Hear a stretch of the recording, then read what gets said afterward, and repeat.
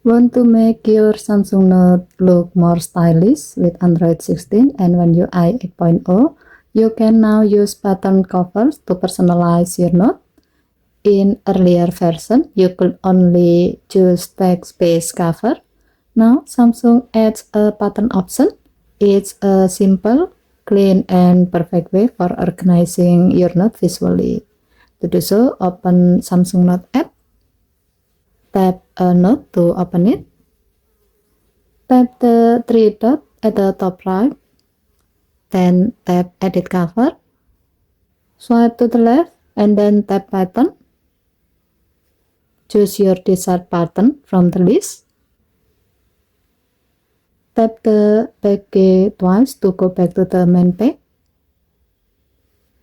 As you can see, the selected button has been used as the cover of the selected note. Okay, thank you for watching. Please help to like and subscribe. Have a nice day.